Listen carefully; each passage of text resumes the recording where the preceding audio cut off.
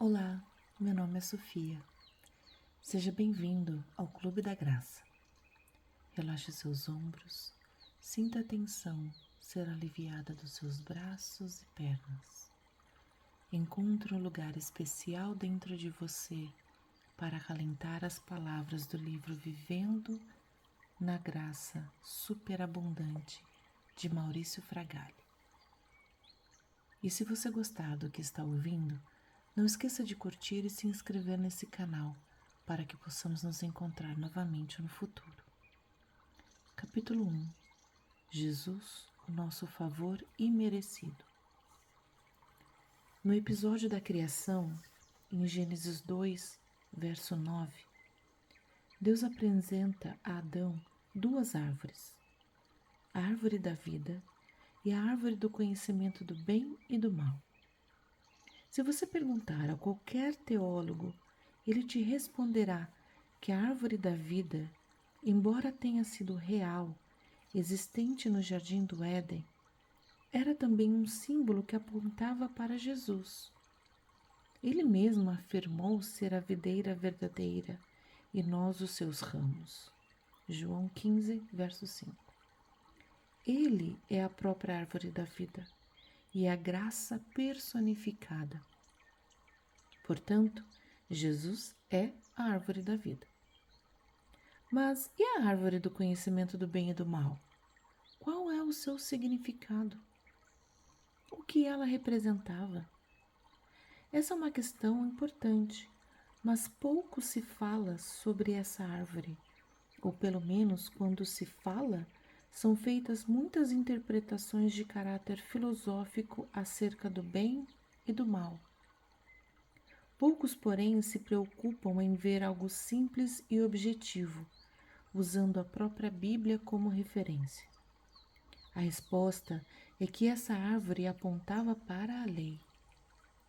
No livro de Romanos, o apóstolo Paulo nos diz que ele não teria conhecimento de que o pecado existe caso a lei não tivesse revelado isso a ele, pois é a lei que desenvolve no homem a consciência do pecado. Veja, que diremos então? A lei é pecado? De maneira nenhuma. De fato, eu não saberia o que é pecado a não ser por meio da lei, pois na realidade eu não saberia o que é cobiça se a lei não dissesse não cobiçarás. Romanos, capítulo 7, verso 7. Portanto, Paulo deixa claro para nós que a lei é o que desenvolve no homem a consciência do pecado, pois foi justamente no fruto dessa árvore que o Adão comeu. E qual foi a consequência de Adão ter escolhido justamente a árvore que apontava para a lei? Embora nenhum de nós tenha tido qualquer participação direta no pecado, afinal não estávamos no jardim do Éden, por causa dele, todos nós pecamos, pois ele era o representante de toda a humanidade diante de Deus. Deixe-me exemplificar como isso funciona com um exemplo pessoal. Meu avô, por parte de pai, era italiano. Um dia, ele decidiu vir morar no Brasil. Tanto eu, como meu pai, meus tios, meus irmãos, meus primos e primas, não participamos daquela decisão. Mas como pertencemos à sua família, ou seja, sendo todos descendentes dele, passamos a desfrutar das consequências daquela escolha feita por ele.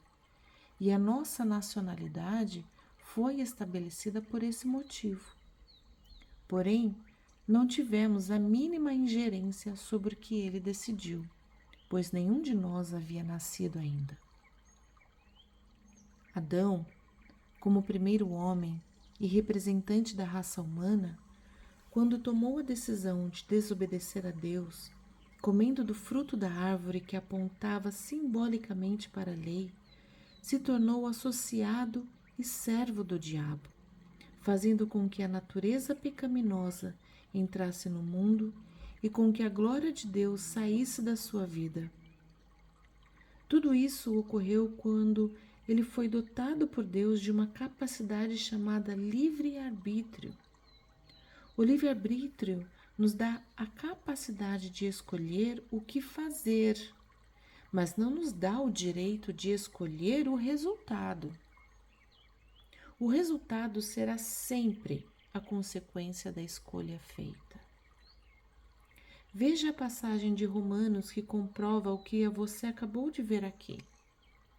Portanto, da mesma forma como o pecado entrou no mundo por um homem e pelo pecado a morte, assim também a morte veio a todos os homens, porque todos pecaram. Romanos 5, verso 12. O apóstolo Paulo continua o texto dizendo que, embora não houvesse uma lei formalizada e clara, com regras estabelecidas sobre o que podia ou não podia ser feito no período que vai de Adão até Moisés, ainda assim o pecado matava pelo poder destrutivo que tem. Pois antes de ser dada a lei, o pecado já estava no mundo. Mas o pecado não é levado em conta quando não existe lei. Romanos, capítulo 5, verso 13. Para tentar facilitar o entendimento desses dois últimos versículos, pense neste outro exemplo. Se não houvesse uma lei que dissesse que, se ultrapassarmos com o carro quando o sinal de trânsito estiver vermelho, seremos multados, nós não poderíamos passar por quantos sinais vermelhos quiséssemos e não receberíamos uma multa sequer. No entanto, mesmo sem ser multados, isso não impediria que sofrêssemos ou provocássemos o acidente de consequências imprevisíveis ao avançar um sinal que nos manda parar. Adão pecou, ou seja, ele foi o infrator.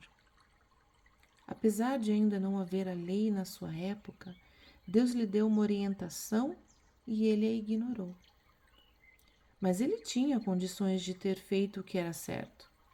Ele poderia ter vencido o pecado porque ele mesmo era um tipo que apontava para Jesus, como diz a passagem a seguir. Todavia, a morte reinou desde o tempo de Adão até o de Moisés.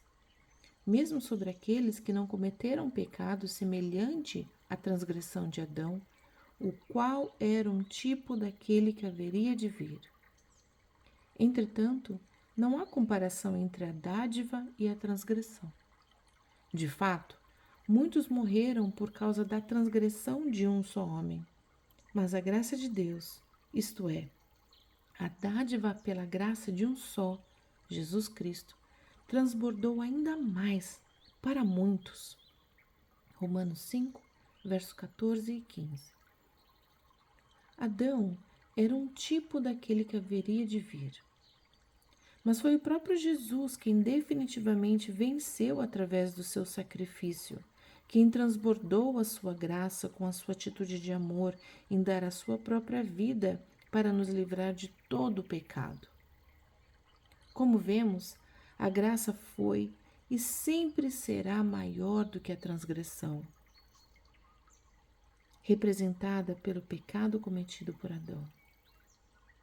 Para que você possa entender ainda melhor, poderíamos ler o início do versículo 15 da seguinte forma: Entretanto, o dom da graça e o pecado não têm a mesma força, poder ou proporção. Embora o pecado tenha um grande poder destrutivo, e isso nunca foi maquiado ou escondido pela Bíblia, a graça tem poder incomparavelmente maior para suprir as nossas necessidades e para nos capacitar a fim de que andemos em vitória. Por isso, não existe um meio de comparação entre o dom gratuito, a graça, e a ofensa, o pecado. A própria Bíblia não compara, mas faz contrastes. É por causa da graça que agora, em Cristo, quando somos salvos, passamos a ter a natureza do próprio Deus. É essa graça que está hoje sobre a igreja e que permanecerá com ela para a eternidade. A morte que nos trouxe vida. O pecado foi o que nos afastou do homem, o homem de Deus, embora nunca tenha afastado Deus do homem. Essa distância fez com que fossem criadas ao longo da história as religiões, que nada mais são do que tentativas por parte do homem de fazer uma reaproximação com Deus através de esforços, regras, rituais, sacrifícios.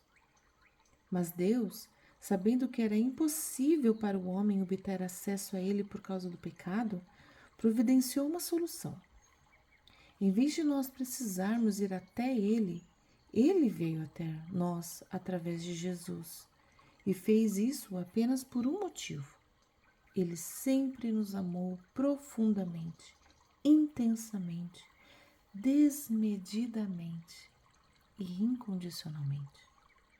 Assim nasce o Salvador, gerado no ventre de Maria pelo Espírito Santo. E ela deu à luz seu filho primogênito, enfaixou-o e deitou-o numa manjedoura, porque não havia lugar para eles na hospedaria. Lucas capítulo 2, verso 7. Jesus era o Filho do Deus vivo e poderia ter escolhido nascer em um palácio, mas porque ele sabia, desde o início, qual era o seu propósito, o Rei dos Reis escolheu nascer em um local simples, com uma estrebaria ou caverna, e foi colocado em uma manjedoura. Apesar de algumas correntes teológicas defenderem que ele próprio não sabia sobre o sacrifício da cruz, sendo-lhe revelado aos poucos, não é isso que a Bíblia mostra que aconteceu. Jesus não apenas concordou, como participou do plano feito entre ele, o Pai e o Espírito Santo, porque nos amou, ele veio pela graça. Mas qual a importância da manjedoura na história de Jesus? Nós temos uma ideia completamente errada sobre o que é uma manjedoura, porque vemos esse elemento nos presépios de Natal e nas ilustrações de livros infantis. Por isso imaginamos algo diferente do que realmente é uma manjedoura. Normalmente, nos presépios, a manjedoura é uma peça armada com ripas de madeira cruzadas em X, formando uma concavidade na parte superior, que é recheada com palha para que o bebê fique aconchegado naquela espécie de berço improvisado. Mas uma manjedoura de verdade não era assim. Manjedouras eram recipientes onde os animais vinham comer. No italiano, o verbo comer é mangiare, termo que nos dá maior noção da serventia de uma manjedoura. Uma manjedoura, nos tempos de Jesus, era um bloco de pedra escavada, onde se enchia a parte funda com alimentos para os animais. É possível deduzir que a aparência e as condições desse recipiente de pedra não eram nada agradáveis e nem exatamente confortáveis para se colocar um bebê recém-nascido. Ao olhar a foto a seguir, você pode ter uma ideia melhor de onde Jesus foi acomodado no dia do seu nascimento. O que a Bíblia nos conta sobre o nascimento de Jesus? Na época em que Jesus veio ao mundo, estava acontecendo um recenseamento e as pessoas foram intimadas a comparecer à cidade onde nasceram. Como José e Maria eram naturais de Belém, tiveram que sair de Nazaré para comparecer à sua cidade natal. No caminho, quando chegando no seu destino, já na circunvizinhança de Belém, Maria começa a sentir as dores de parto. Mas a cidade, nessa época, pequena e sem estrutura para receber todos aqueles visitantes, estava cheia e não havia local para hospedar mais ninguém. No entanto, o hospedeiro de uma determinada casa, apesar de não ter um cômodo disponível, lhes ofereceu um local quente e coberto onde os animais ficavam, que, como falamos, era uma estrebaria, ou mais provavelmente uma caverna ou gruta. Sem muito o que fazer e necessitando de um abrigo onde sua esposa pudesse ter um mínimo de conforto para o parto, José aceitou. E foi ali que Maria deu à luz a Jesus. Como tudo na Bíblia tem significado, e na vida de Jesus tudo funcionava de forma profética, ao nascer, Jesus foi colocado no local onde os animais se alimentavam. Mais tarde, ele se identificaria como o pão da vida. Agora veja a próxima foto e compare-a com a anterior. Essa é a foto de uma sepultura num local em Jerusalém conhecido como o Jardim do Sepulcro, que é visto por uma corrente de arqueólogos como muito provavelmente o local verdadeiro onde o corpo do Senhor Jesus foi colocado após a crucificação. Repare que ela também era feita numa rocha escavada e que tem uma semelhança muito grande com uma manjedoura. A manjedoura onde Jesus foi colocado ao nascer era, na verdade, uma imagem profética que já remetia à sua sepultura escavada na pedra, porque ele foi o único bebê na história de todo mundo que nasceu para morrer. Desde o seu nascimento, o propósito da vida de Jesus não era ser um médico, um engenheiro, nem mesmo um carpinteiro, mas sim ir à cruz por causa de nós, cada um de nós. Esse foi o propósito para o qual ele nasceu. Jesus, o Filho de Deus, ao vir ao mundo como ser humano, abriu mão dos seus privilégios divinos para se tornar como um de nós. Filipenses 2:7.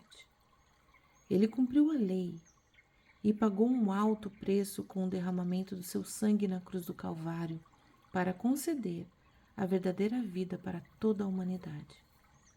Jesus aniquilou a raiz do pecado plantada por Adão, ressuscitou ao terceiro dia e conquistou salvação para todos nós, inaugurando uma nova era, a era da nova aliança.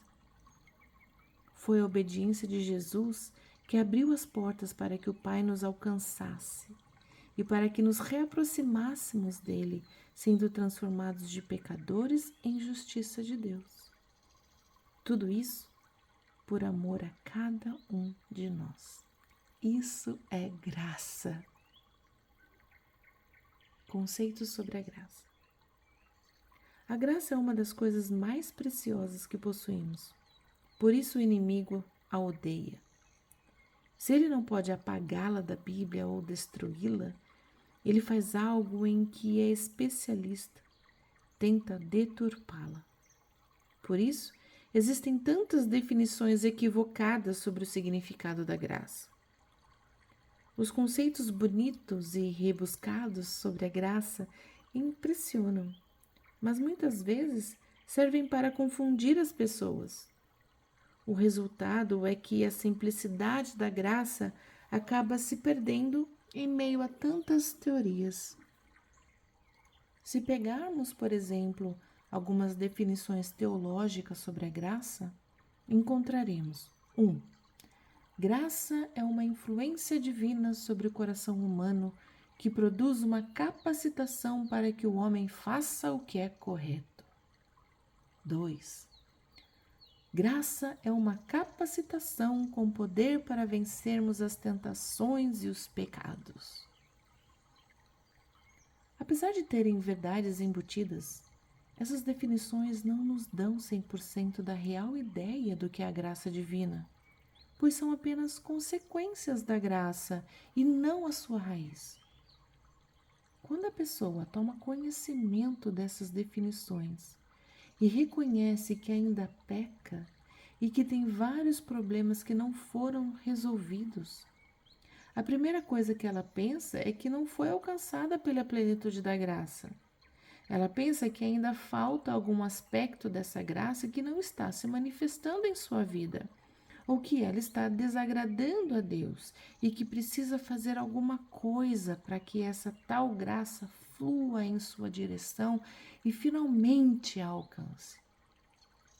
Ou seja, para enfraquecer o sentido da graça, O inimigo tenta nos dizer que as mudanças que ocorrem em nós, em função da graça, são o seu significado. É óbvio que a graça nos capacita a vencer o pecado e a fazer o que é correto, mas não precisamos fazer o que é correto para então sermos capacitados por ela. Mudar a ordem dos fatores neste contexto altera completamente o sentido da graça. Graça é simplesmente favor imerecido.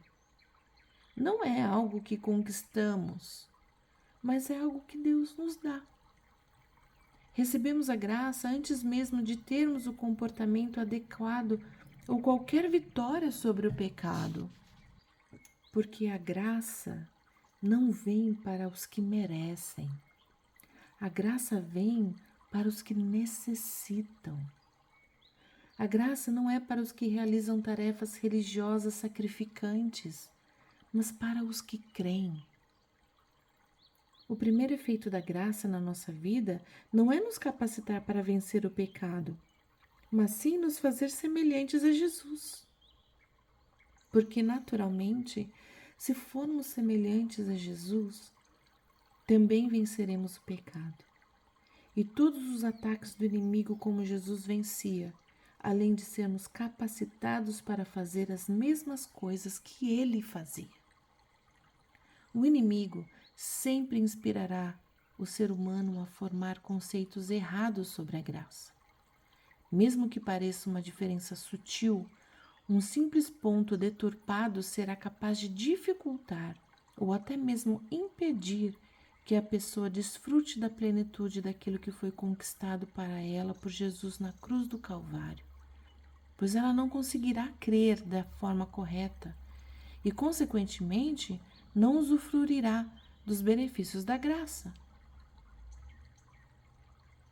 Como a graça é o amor de Deus manifesto através de Jesus, que triste perda é alguém não compreendê-la perfeitamente. Por isso, não dê tanto crédito aos conceitos humanos. Busque, na palavra de Deus, as respostas para suas questões e nunca, em hipótese alguma, abra mão de viver o favor imerecido com o qual Deus te presenteia.